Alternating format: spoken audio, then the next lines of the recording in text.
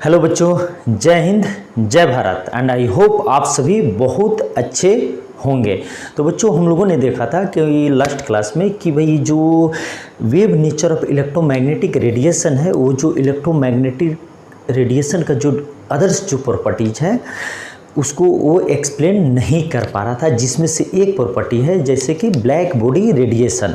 Clear है। और ये जो ब्लैक बॉडी रेडिएशन है इसको wave nature of electromagnetic radiation को एक्सप्लेन नहीं कर सकता था, तो इसलिए यहाँ पे साइंटिस्ट लोगों ने एक दूसरे नेचर के बारे में बताया जिसे हम लोग आज के टाइम में जानते हैं particle nature of electromagnetic radiation. और जो ये जो particle nature of electromagnetic radiation है इसको बहुत अच्छे से बाद में डिटेल में, जिस तरह से जो मैक्स प्लैंक साहब थे जिन्होंने अपना क्वांटम थ्योरी दिया, तो उसके अंतर्गत इन्होंने बहुत अच्छे से डिस्क्राइब किया। तो आज का जो हमारा लेक्चर है बच्चों, हम लोग देखेंगे कि ब्लैक बॉडी रेडिएशन क्या होता है, then after we will study about the photo electric effect and then we will go for the Max Planck's quantum theory. और तब वहाँ पे हम देखेंगे कि जो अभी हम लोग जो ब्लैक बॉडी रेडिएशन और जो फोटो इलेक्ट्रिक थ्योरी बारे में पढ़ेंगे, तो हम लोग देखेंगे कि मैक्स प्लैंक साहब ने किस तरह से अपना थ्योरी दिया, अपना पोस्टुलेट दिया, जिसकी वजह से जो ब्लैक बॉडी रेडिएशन का जो हम लोगों ने जो थ्योरी दिया या जो ऑब्जर्वेशन किया वो वैलिडेट हुआ। क्लियर है। तो चलो हम लोग स्टार्ट करते हैं black body radiation. Black body radiation के बारे में मैंने पहले ही ब्रीफ किया था कि ब्लैक बॉडी ये कोई भी एक any object,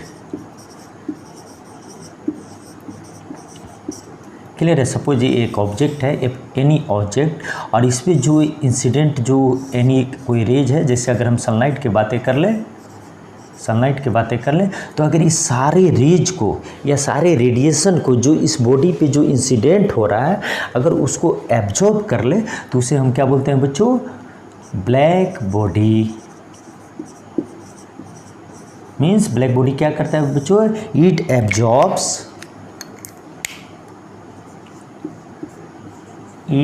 absorbs all types of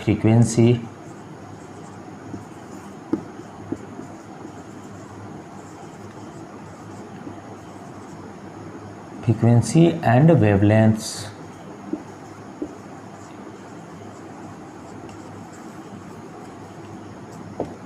अब यहाँ पे हम लोग देख सकते हैं कि जब हम अगर मेरे से कोई पूछता है कि what is the black body, तो इसके बच्चों यहाँ पे दो डेफिनेशन होते हैं। एक डेफिनेशन होता है कि ऐसा ऑब्जेक्ट जो अपने ऊपर इंसिडेंट होने वाले किसी भी वेवलेंथ का, चाहे वो रेडिएशन हो, किसी भी फ्रीक्वेंसी का वो रेज हो, सबको एब्जॉर्ब कर ले। अब यहाँ पे बच्चों देखो, जो ब्लैक बॉडी का जो एब्जॉर्प्शन होता है क्या होता है कि जब किसी भी ऑब्जेक्ट पे अगर कोई रेज आ रहा है तो ये इसका तीन फिनोमेनन होता है। एक होता है बच्चों कि वो इसे ट्रांसमिट कर दे, दूसरा इसको एब्जॉर्ब कर ले, और थर्ड वन इज इसको रिफ्लेक्ट कर ले, जो मैंने आपसे प्रीवियस क्लास में भी आपसे डिस्कस किया था। क्लियर है। तो ये जो एब्जॉर्ब है, अभी ये एब्जॉर्ब क्वांटिफाई करने के लिए और अच्छे तरीके से उसको एक्सप्लेन करने के लिए एक आता है बच्चों, क्या आता है? Absorption factor.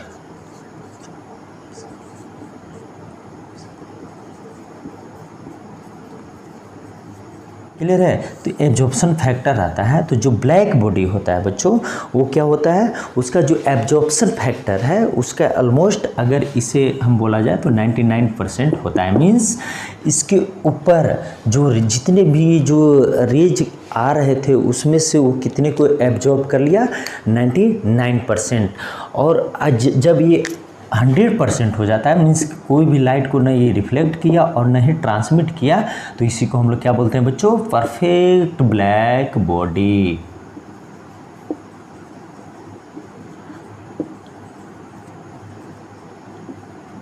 क्लियर है। तो ये हुआ ब्लैक बॉडी का डेफिनेशन। क्लियर है। अब अभी जैसे कार्बन ब्लैक है, वो कितना उसका एब्जॉर्प्शन फैक्टर कितना होता है बच्चों? 99%। क्लियर है ना। और ये जो है, ये जो केसेस है, इसे हम क्या बोलते हैं? आइडियल ब्लैक बॉडी, जो पॉसिबल नहीं है। क्लियर है। तो हम लोगों ने यहाँ तो समझ लिया कि भाई एक ऐसा ऑब्जेक्ट जो अपने ऊपर इंसिडेंट होने वाले किसी भी रेडिएशन को, किसी भी रेज को एब्जॉर्ब कर ले, उसे हम क्या बोलेंगे बच्चों, ब्लैक बॉडी। और जब यही ब्लैक बॉडी जब ये रेडिएशन इमिट करते हैं तो इसे हम क्या बोलते हैं बच्चों, इसे हम बोलते हैं ब्लैक बॉडी रेडिएशन। अभी जब रेडिएशन जो इमिट करेंगे वो भी जब वो एब्जॉर्ब कर रहे हैं तो किसी भी वेवलेंथ का, किसी भी फ्रीक्वेंसी का, या दूसरे वे में हम कह सकते हैं कि वो सारे फ्रीक्वेंसी या सारे वेवलेंथ को जब ये एब्जॉर्ब कर सकते हैं तो ये सारे वेवलेंथ या सारे फ्रीक्वेंसी का जो रेडिएशन है उसको ये इमिट कर सकते हैं। तो अब यहाँ से एक और डेफिनेशन आ गया बच्चों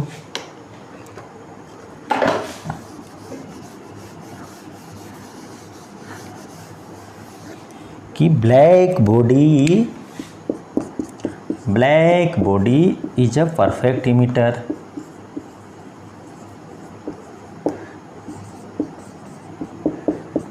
मीन्स व्हाट, कि जिस तरह से अगर हम किसी ऑब्जेक्ट को, किसी बॉडी को अगर हम ब्लैक बॉडी बोल रहे हैं, जिस तरह से वो सारे वेवलेंथ और सारे फ्रीक्वेंसी का जो रेडिएशन उसको एब्जॉर्ब कर सकता है, उसी प्रकार वो सारे फ्रीक्वेंसी और सारे वेवलेंथ के रेडिएशन को भी इमिट कर सकता है। तो उसी को हम क्या बोलते हैं बच्चों, ब्लैक बॉडी। और वो जो रेडिएशन जब उससे जो इमिट हो रहा है उसे हम बोलते हैं ब्लैक बॉडी रेडिएशन।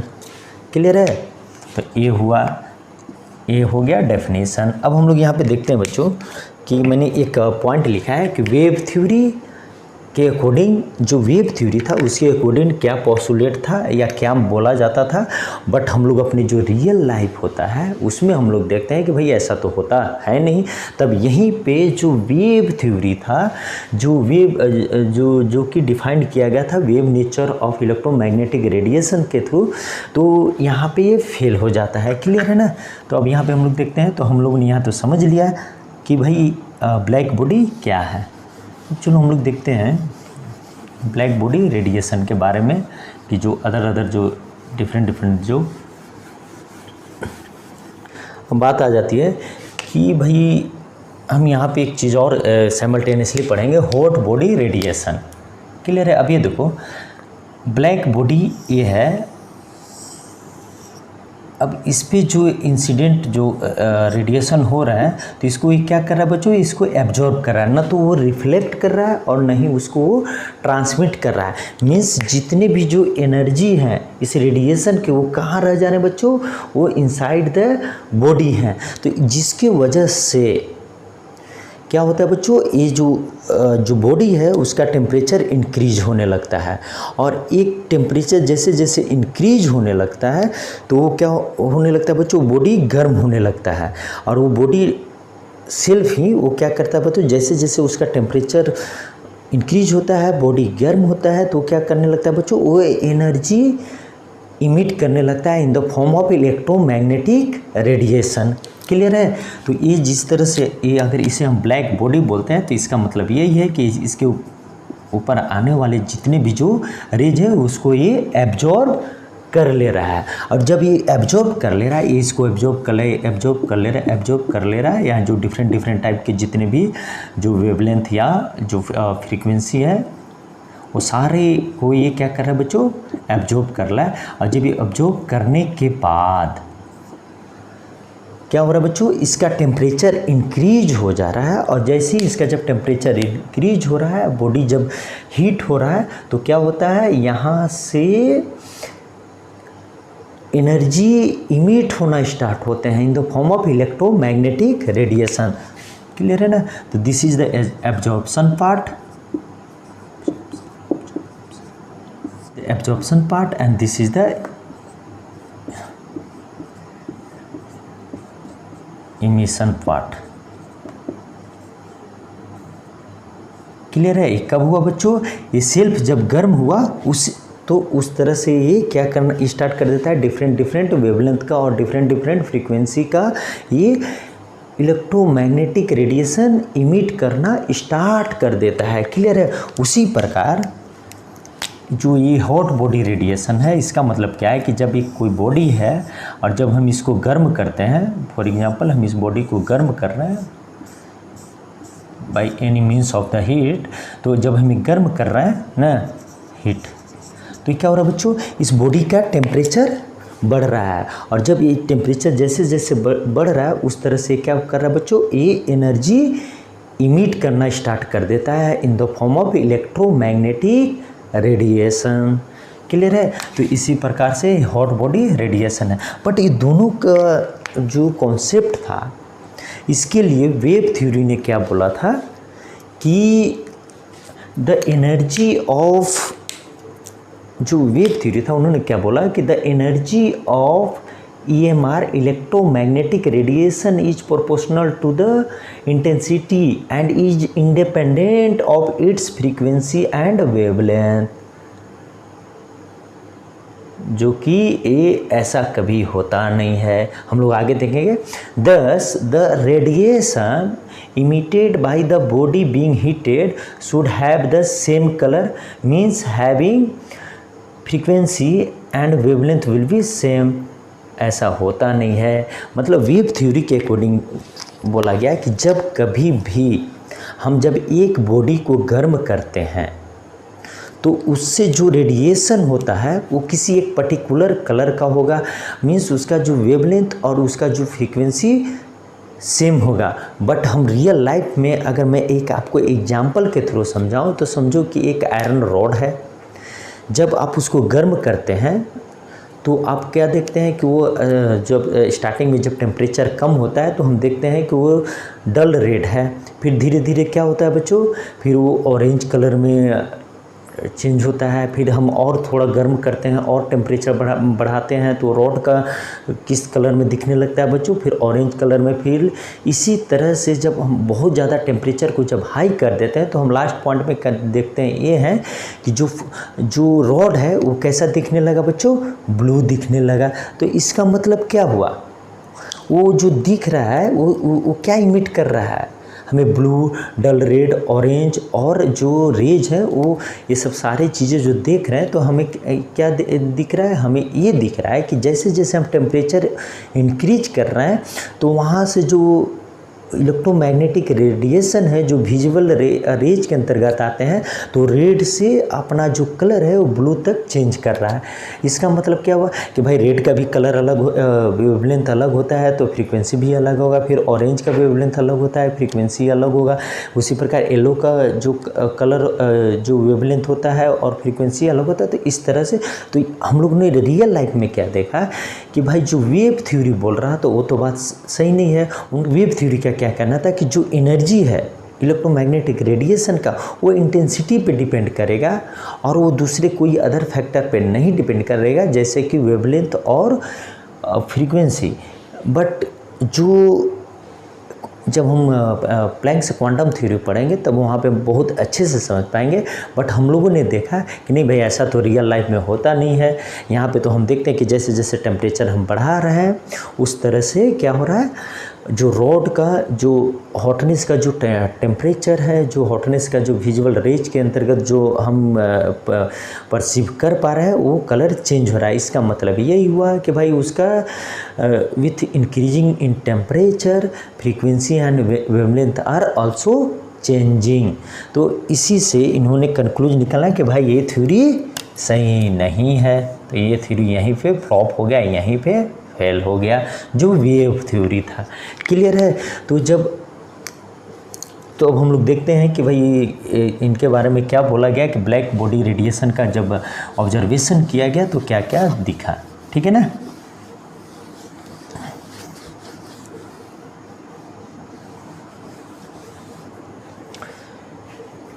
तो इसमें बोला गया कि एक सपोज एक हम लोग ग्राफ बनाते हैं, that is the graph. Clear है? ये इंटेंसिटी का ग्राफ है और ये वेवलेंथ का ग्राफ है। In the case of black body radiation और हॉट बॉडी रेडिएशन, तो इसमें ये देखा गया कि भाई जैसे ही हम लोगों ने स्टार्टिंग में जब हम लोगों ने इसको गर्म किया तो हम लोगों ने देखा कि भाई एक पर्टिकुलर टेम्परेचर पे, क्लियर है, एक पर्टिकुलर वेवलेंथ का जो रेडिएशन होगा उसका इंटेंसिटी हाई होगा, और जैसे ही हम फिर टेम्परेचर बढ़ाएंगे तो फिर उस पर्टिकुलर टेम्परेचर पे फिर एक अनदर पर्टिकुलर वेवलेंथ होगा का रेडिएशन होगा और उसका फिर इंटेंसिटी हाई होगा और जो यहाँ पे चेंज हो जाएगा। क्लियर है। तो अगर हम लोग यहाँ पे देखते हैं कि जैसे ही हम लोग किसी ये है तो इस पर्टिकुलर टेम्परेचर पे यहाँ पे मान के चलो तो इसको हम लोग क्या बोलते हैं बच्चों, लैम्डा मैक्स। क्लियर है। कहने का मतलब ये है कि इसका मतलब ये नहीं है कि जब हम किसी ब्लैक बॉडी रेडिएशन की बातें करते हैं या जब किसी हम बॉडी को जब हॉट करते हैं, गर्म करते हैं, तब हम वहाँ पे ये देखते हैं कि उससे निकलने वाला जो रेडिएशन है वो किसी एक पर्टिकुलर वेवलेंथ का न होकर वो सारे वेवलेंथ का है। हाँ, ये हो सकता है कि उनका जो इंटेंसिटी है किसी का क्वांटिटी ज़्यादा है, किसी का क्वांटिटी कम है। तो जिसका क्वांटिटी ज़्यादा होगा वो उसको हम ज़्यादा परसीव करेंगे, और जिस पर्टिकुलर वेवलेंथ का जो रेडिएशन है उसका जिसका क्वांटिटी ज़्यादा होगा तो at a particular temperature means suppose हम इस ऑब्जेक्ट को अगर अभी मैं फॉर एग्जांपल अगर मैं इसको 200 डिग्री सेल्सियस पे गर्म कर रहा हूँ तो इस 200 डिग्री सेल्सियस पे यहाँ से एक वेवलेंथ, यहाँ से बहुत सारे रेडिएशन निकले हैं अलग अलग फ्रीक्वेंसी का, अलग अलग वेवलेंथ का, बट यहाँ से एक ऐसा पर्टिकुलर, जैसे हम लोगों ने रॉड के केस में, आयरन रॉड के केस में बात किया कि भाई हमें स्टार्टिंग में क्या दिखता है, डल रेड दिखता है। इसका मतलब ये नहीं है कि उस टाइम में अदर्स जो और भी जो रेडिएशन थे वो इमिट नहीं होते, वो सारे इमिट हो रहे थे, बट एट दैट टाइम यहाँ पे क्या हो रहा था बच्चों कि जो रेड कलर का जो रेडिएशन था उसका इंटेंसिटी, उसका क्वांटिटी ज़्यादा था। तो इनका कहने का मतलब यही है कि जो ब्लैक बॉडी रेडिएशन है उसमें एक पर्टिकुलर टेम्परेचर पे, एक पर्टिकुलर रेडिएशन पे जिसका इंटेंसिटी हाई होगा उसे हम क्या बोलेंगे बच्चों, उसको हम बोलेंगे लैम्डा मैक्स। मीन्स उस पर्टिकुलर वेवलेंथ का जो रेडिएशन है उसका जो इंटेंसिटी हो सबसे ज़्यादा होगा। और जैसे ही हम अगर यहाँ पे मैंने 200 का लिया, जैसे ही मैंने यहाँ 300 डिग्री के सेल्सियस का टेम्परेचर का जैसे ही उसको मैंने इंक्रीज किया तो यहाँ पे देखेंगे कि भाई एक अनदर लैम्डा 2 मैक्स आएगा, और वहाँ पे हो सकता है वो कलर दूसरा हो जाए, या चूँकि लैम्डा 2 मैक्स हो गया तो वहाँ पे होगा। तो उस पर्टिकुलर टेम्परेचर पे हम क्या देखते हैं, हम ये देखते हैं कि वहाँ पे फिर से एक उस पर्टिकुलर टेम्परेचर पे, उस पर्टिकुलर वेवलेंथ पे एक अनदर इंटेंसिटी होगा जहाँ पे दूसरा रेडिएशन मैक्सिमम क्वांटिटी में वो इमिट हो रहा है। तो इसका सेंस यही था। क्लियर है। तो मान के चलो ये T1 है, मीन्स पर्टिकुलर टेम्परेचर T1 पे, और जैसे जैसे हम लोगों ने सपोज इंक्रीज कर दिया, मान के चलो ऐसे, तो हम ये क्या देखते हैं कि भाई ये ऐसे शिफ्ट होते चला जा रहा है, ऐसे शिफ्ट होते जा रहा है। मीन्स यहाँ पे हम देखेंगे कि ये भी लैम्डा, अगर इसे लैम्डा 1 मानते हैं तो इसको लैम्डा 2 मैक्स मानते हैं, और इसको हम लैम्डा 3 मैक्स मानते हैं। तो हम यहाँ पे क्या देखते हैं बच्चों कि ये T1 है, और अगर ये T2 है और ये T3 है, तो इस केस में यहाँ पे क्या है कि T1 is smaller than T2 and T2 is smaller than T3। Clear है।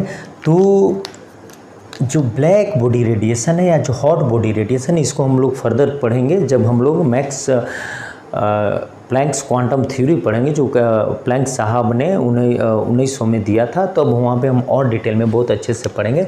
तो यहाँ पे यही था कि हम लोगों ने देखा कि भाई जो इंटेंसिटी होता है रेडिएशन का, वो अगर हम वेवलेंथ के रिस्पेक्ट में अगर हम बातें करें तो जैसे हम टेम्परेचर बढ़ाते हैं तो स्टार्टिंग में हम देखते हैं कि भाई जो मैक्सिमम नंबर या जो वेवलेंथ बहुत हाई होता है या वेवलेंथ बहुत स्मॉल होता है उसका इंटेंसिटी बहुत ही लो होता है। क्लियर है।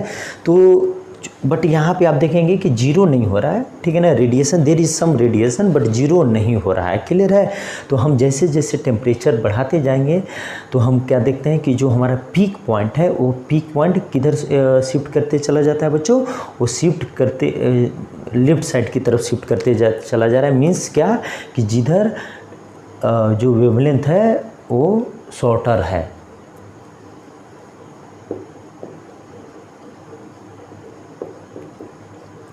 उधर शिफ्ट करते चला जाता है। तो इससे हम एक ऑब्जर्वेशन और एक कंक्लूजन निकाल सकते हैं। वो कंक्लूजन क्या है, तो चलो हम लोग देखते हैं।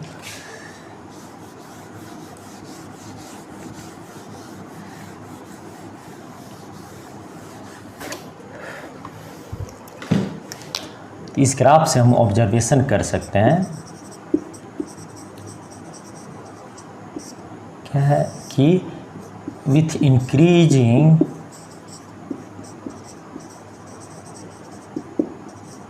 in temperature frequency increased and wavelength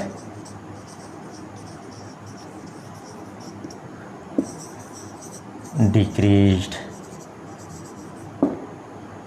clear है। मीन्स जैसे जैसे हम यहाँ पे देखो, जब ये ग्राफ 1 था, जब टेम्परेचर T1 था तो ये ग्राफ इस तरह से था। जैसे टेम्परेचर T2 हुआ तो जो लेमडा मैक्स पे जिसका इंटेंसिटी हाई था वो किधर शिफ्ट हो गया बच्चों, वो लेफ्ट साइड में शिफ्ट हो गया। मीन्स लेमडा 1 लेमडा 2 इधर शॉर्टर लेमडा, जैसे यहाँ पे अगर मान के चलो 2 नैनोमीटर है, 3 नैनोमीटर है, 4 नैनोमीटर है, 10 नैनोमीटर है, so on.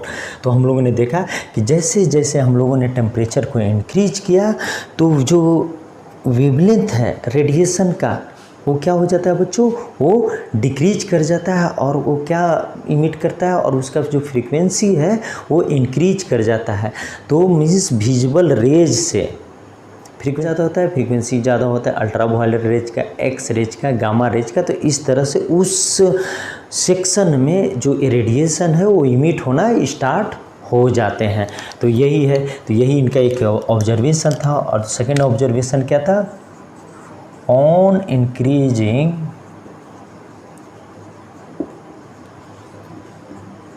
Temperature graph of intensity versus wavelength shifted, wavelength shifts left side. तो अब हम यहाँ पे देख सकते हैं कि अगर ये हमारे पास कंडीशन नहीं दिया हुआ है, अगर इस तरह का ग्राफ अगर हमें दिया हुआ है, इस तरह का यहाँ पे दे दिया T4, T5 एंड T6, तो देन एंड ये ग्राफ है किसका बच्चों, इंटेंसिटी वर्सेस वेवलेंथ का। तो हम बहुत इजीली ही बता सकते हैं कि T1 है तो लेफ्ट साइड में शिफ्ट हो गया, तो मीन्स इसका मतलब क्या है, T4 is greater than T5, T5 is greater than T6, clear है। तो यही था ब्लैक बॉडी रेडिएशन। और हम लोग बच्चों नेक्स्ट क्लास में हम लोग देखेंगे photo electric effect and then will go for the Max Planck's quantum theory. और वहाँ पे हम लोग बहुत अच्छे से बहुत डिटेल में पढ़ेंगे जो प्लैंक साहब ने अपना क्वांटम थ्योरी दिया, जिसके अंतर्गत उन्होंने ये बताया कि जो ये रेडिएशन जो इमिट हो रहे हैं किस फॉर्म में इमिट हो रहे हैं, क्लियर है। और इनको उन्होंने क्वांटिफाई किया। तो हम लोग ये सारे चीज़ें जो अपना नेक्स्ट लेक्चर है उसमें डिस्कस करेंगे। तो चलिए, तब तक से आप बहुत अच्छे से पढ़ाई करिए। जय हिंद, जय भारत।